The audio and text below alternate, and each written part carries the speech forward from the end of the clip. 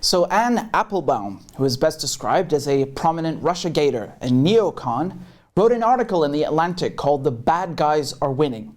The article is quite long and, as the title implies, a load of drivel. But don't worry, I already read it and suffered through it, so you don't have to.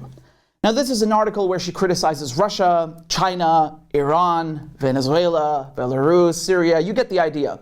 It's all the so-called bad countries, the usual suspects. And here's the best part. Do you know what she calls them? Autocracy Inc. Like as if it's some villain enterprise from a comic book or a children's cartoon. Because you do have to be a child to believe this nonsense. I mean, she couldn't even come up with an interesting name. It's just like a worse version of the axis of evil. These people are so corny. Her entire worldview, which she lays out in this article, is very black and white. It's basically that the planet is divided into good guys and bad guys. And America, of course, is one of the good guys. Not only that, but America has a moral obligation to go and fight the bad guys. So basically, she's no different from George Bush or Dick Cheney. She's just your typical neoconservative. Her biggest critique is that these countries like Syria, Iran, Russia aren't united by a common ideology. Their leaders are just rich people who want to stay rich and refuse to let go of power. I wonder who that reminds me of.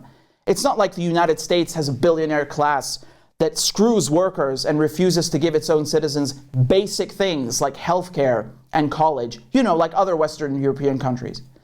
She goes on to say that Putin, Maduro, Al-Assad, Lukashenko are all anti-democratic and they don't have free and fair elections.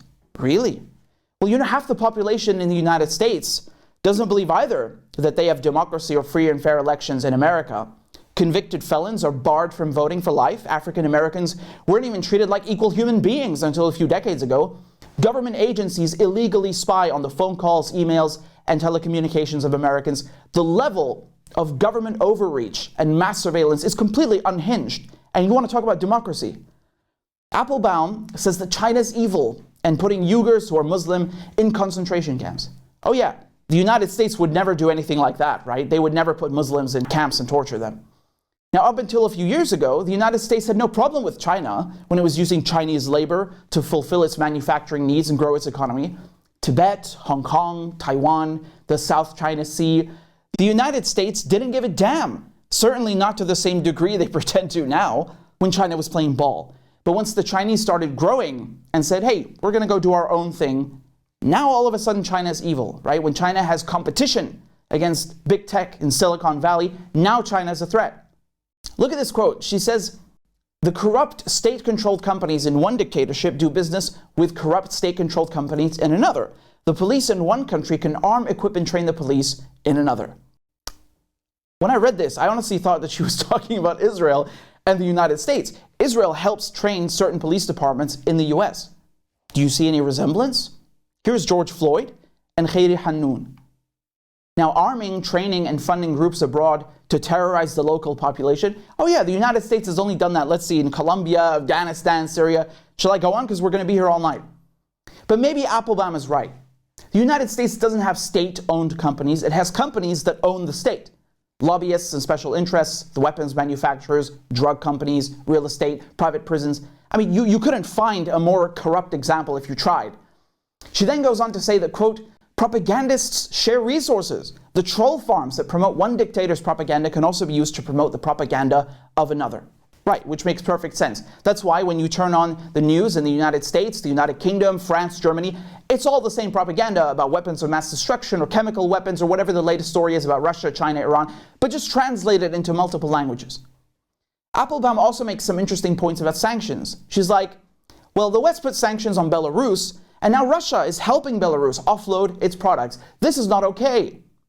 She says that these leaders are so evil, they hold on to power despite the economic ruin brought on by Western sanctions, right? Like, how dare you? How dare you, Maduro? How dare you stay in office after being democratically elected by the Venezuelan people? Why don't you just leave and do what you're told? How many more Venezuelans do we have to starve before you get the message?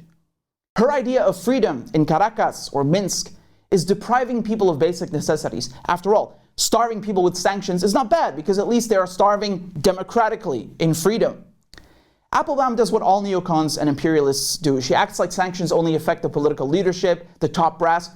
But But this is not true at all. Sanctions affect the population. She even acknowledges this herself when she says that they bring about enormous economic ruin. Apparently, Applebaum is just frustrated because the United States is not able to sanction countries into submission anymore. The United States is unable to bully them into compliance like it used to in the 1990s. You know, the good old days when you could just starve 500,000 Iraqi children to death. She's angry that we are transitioning to a multipolar world where China, Iran, Russia, Syria, and others don't need the United States. They can trade, innovate, and progress together. You know, like sovereign countries.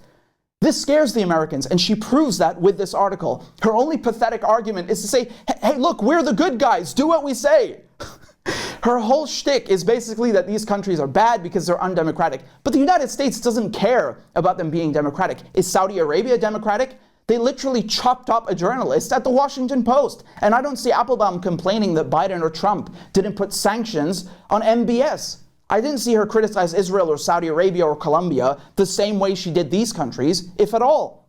Where's her critique of Israel? You know, Israel, the only democracy in the Middle East which has roads reserved for Jews only. The same Israel that kills Palestinians in broad daylight. The United States has overthrown God knows how many governments in Latin America and across the world. Governments that were democratically elected, and then it replaced them with right-wing puppets. The United States government itself is owned by corporations who literally profiteer from wars and private prisons. That's what American chicken hawks like Anne Applebaum mean by a democratic model, an out-of-touch catchphrase that has little to do with the original meaning of the word. Not only is her neoconservative logic extremely childish, but equally staggering in its hypocrisy. I mean, she must really think that the people reading this, that her audience, are the stupidest people on earth. There's not one line of one critique that she makes in this article that isn't applicable to the United States. Torture? Check. Slave labor? Check. Unlawful detention? Check. Election interference? Double check.